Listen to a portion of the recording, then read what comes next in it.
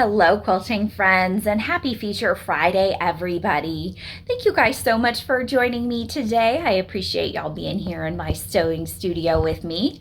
Today, we are going to be finishing off the quilt we've been working on for the last couple weeks. I have nested through all of my rows and we are on the last row to stitch out, but I'm going to do something a little bit different. I'm going to actually crop off the bottom row so that it doesn't overstitch onto my batting and backing, because I only need just a little bit, about 6 inches of my design to actually stitch out. So we're going to work on that together with our cropping feature. And that cropping feature is available on your mid and top of the line Butler Robotics. Let me turn you guys around so you can see what we're doing and we'll get started. All right, so on my display, you can see our flower design that we've been working with. It's called Petunias. It's an edge-to-edge design. And I have already gone through my nesting feature, so this is my last row to stitch out. And if we look down at the quilt, you can see that I've got a blank space of about 6 inches that we need to fill in. And I've got then nothing. I am out of my quilt top. I've got a lot of batting here and it kind of has a pretty good sized piece here. Normally I have no problem kind of stitching out into nothing, but because I've got a good chunk of batting left over, I don't want to be wasteful and stitch all the way out into here, because this might be a really good sized piece to use on another quilt if I can salvage this with it as well. On top of that, my backing fabric, you can see here, is just white Moda Grunge. It's what I used here in between my squares as my sashing and my border. That's really useful fabric for me to have in my stash. So I don't want to waste that either, because I've still got some here on my roller bars. And then, you know, this is another good 7 inches of it as well.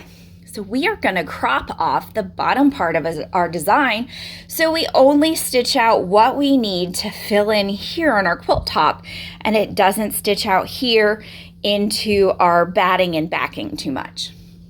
So on our screen, we're really going to just kind of cut this design in half and only stitch out the top portion. So to do that, now that we've nested, we haven't started stitching, we're going to create another layout box that we're going to use to just crop off the bottom there. And to do that, we're going to leave our home feature and pop back down to our layout feature. And when we highlight our layout feature, we're going to add a new pattern box. So I'm going to hit my plus sign on the right-hand side, and it wants us to set the first point in our pattern box. And this pattern box I want to create is essentially going to be this whole area underneath my quilt, because we don't want any stitching in here. So underneath my quilt top, I'm just going to give it a little bit of wiggle room, because I know my border wasn't quite straight here when I basted it down. So I'm just going to give it a little bit of space between the bottom of my border and where I'm putting my box. I'm okay if it stitches just a little bit onto the batting and backing. So I'm going to start about here. And I'm going to go a little bit outside just to make sure I catch everything. And I'm going to set the first point with my plus sign. Now I'm going to set the next point in my pattern box. And I'm just going to do this with a big 2-point box. So I'm going to come all the way to the right side of my frame. I'm going to come as far down as I can to create the biggest box possible. Make sure I get everything that might possibly stitch out there. And I'm going to hit my green check mark. And now on the display, you can see I've created kind of a skinny and really long pattern box. And this is pattern box 3 of 3. If we go back one, our 2 of 3 is our design box with our pattern in it. And we can go back one more, and 1 of 3 is our safe area, which is our entire frame. So we can go back to 3 of 3 to see our box that we want to crop off. Now, to use our cropping feature, we're actually going to be on the one that we want to take something off of. So that's 2 of 3. So from here, now that I'm looking at this one, we're going to pop back up to edit. I'm going to touch on my edit icon there and get all of my fun editing features on the right side. and we're going to use our cropping feature. And your cropping feature is on your inside green ribbon, and it's this little icon here that looks like a square, and then it kind of has an open framework on it with a little black line that runs through it. We're going to touch on that one, highlight it orange, and we get our cropping features across the bottom. I'm going to hit the cropping feature on the right hand side, and it has taken out all of the stitching that would have been done inside that box we set that we no longer need. So if I kind of move my crosshairs up and hover on that bottom line there, you can see that I've kind of cropped myself out to about this far. So I'm about an inch down on this end of my quilt. I hope my quilt's not quite that crooked. I'm gonna walk down here and double check. Ooh, it kind of is that crooked. Well, I'm gonna have some squaring up to do.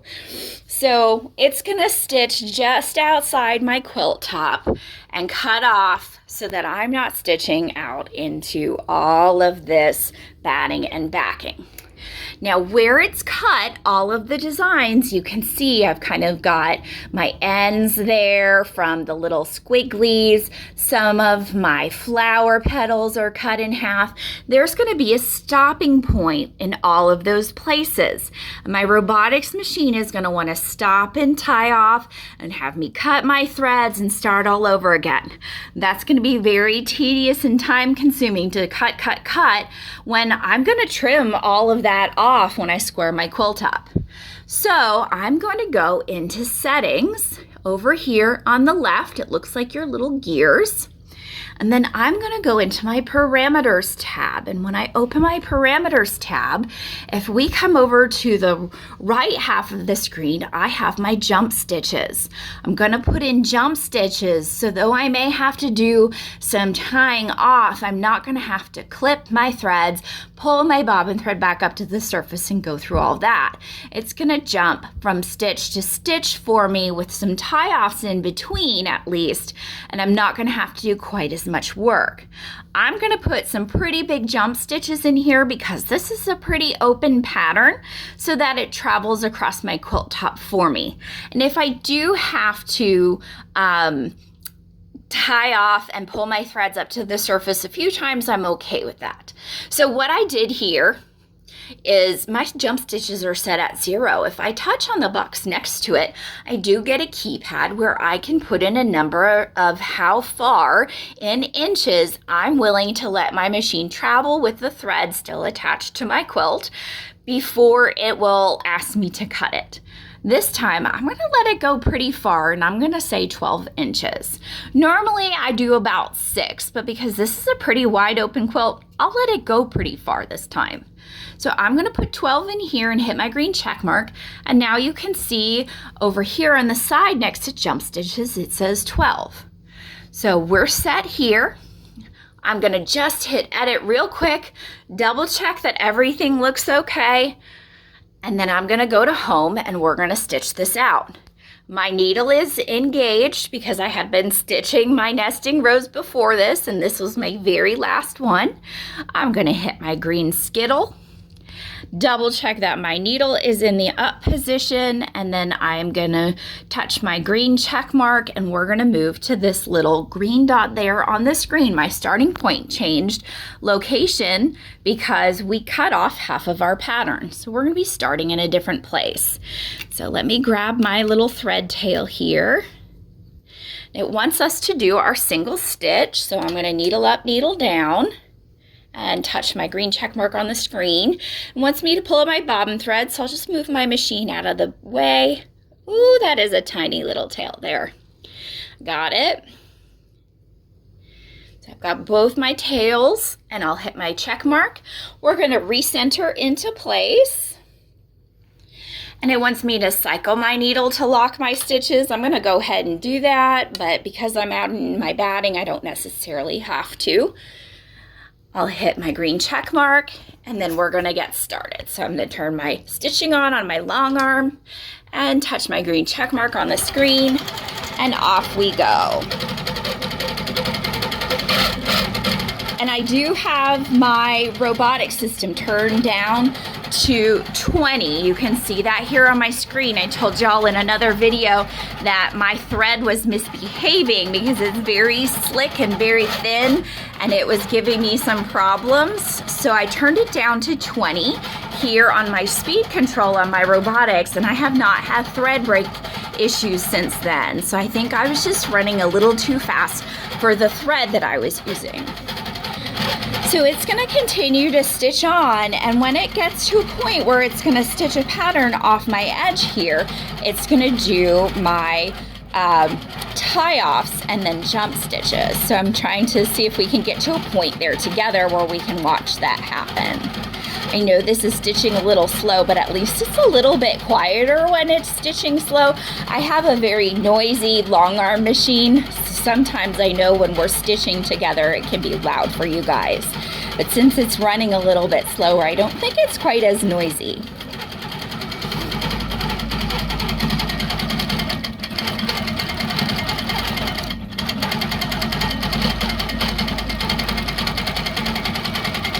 I think it's going to go into another flower, and on this flower, because I'm following it on my display with my crosshairs, the bottom of this flower, the petals are cut off. So we'll see if we get our stitches here where it's going to have us cut off a little bit. We'll see how that goes, and we can see how that... Okay, here we are. It stopped out here in my batting. It wants me to turn my long arm stitching off, so I'm going to turn it off on my handlebars and touch my check mark. It wants me to cycle my needle to lock, so I'll cycle my needle and touch my check mark. And now my machine's just going to skip over to where it needs to start again. It wants me to do a stitch and touch my check mark and then cycle again and touch my check mark. I'm going to turn my stitching on and touch my check mark, and it's going to pick back up in the pattern. And it wants me to do the same thing. So I'm going to turn my stitching off on my handlebars, touch my check mark, cycle my needle, touch my check mark. It moved again, just slightly. We're going to do another stitch and check mark, cycle my needle, and check mark. Turn your machine on and check mark. So everywhere I have a little break in the design down here, it had me do that. Now, if I didn't have my jump stitches on, it would have asked me to cut my bobbin thread, and then I'd have to pull my bobbin thread back up into the surface and go through more processes with that. So having your jump stitches turned on with this is a little bit helpful in this situation. So I prefer to put those jump stitches on just to save me a few steps. I know this can be tedious when you're cropping off designs, but it is worth it when you're trying to save some fabric. We're going to turn our long arm off again, cycle our needle. We are out here in our batting. It's jumped over just a hair. We're just following the directions on the screen in order as we're being given them. We're cycling our needle again and touching our check mark, turning our stitching back on, and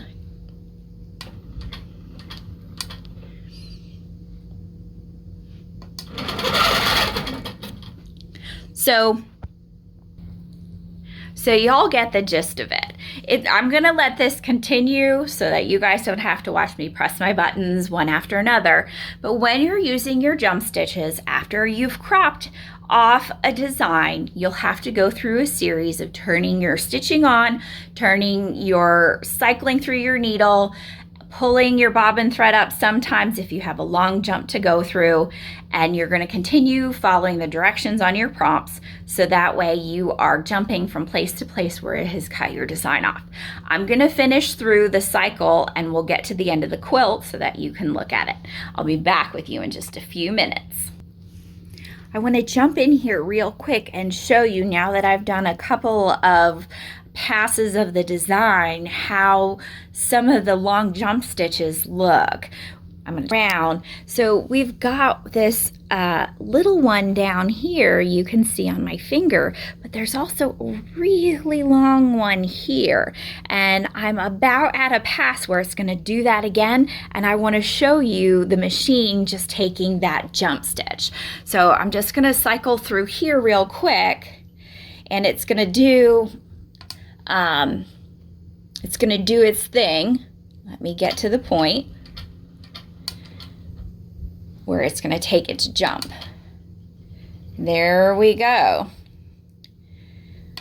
So you can see it just made a really long jump stitch. I imagine this is probably about 5 or 6 inches worth of thread from start to start or end to start point. So that's why we changed that jump stitches in our settings to 12. I didn't know how long it would be in between them, but that is a pretty good length for a jump stitch. This will be something that for me, because I'm going to trim my quilt off, I won't have to clip. But if this were on your quilt top somewhere, you'd want to clip these threads, but that's a pretty good one. And I just wanted to see the machine just kind of moved on its own and created that. All right, everybody, we are finished. We have gotten our last row in, and you can see we've got our jump stitches in place. We have successfully cropped off our design where we didn't waste too much of our batting and backing fabric. We've got it all set all the way to the end. I do want to point out, if we're very close to our screen, you can see little dotted purple lines. And that kind of gives you your idea of where your jump stitches are going to be in between the pieces of your design that got cropped off. So that's kind of your warning for you to know, hey, if I'm getting close to those when I'm following along with my crosshairs, you'll know that that's where you are when you have a jump stitch. Well, thank you guys so much for coming along with this quilting journey that I had for this particular quilt top. I appreciate y'all being here. Hopefully y'all have learned something fun and new that you can try on your quilt top too. Thank you so much for joining me, and we'll see you real soon.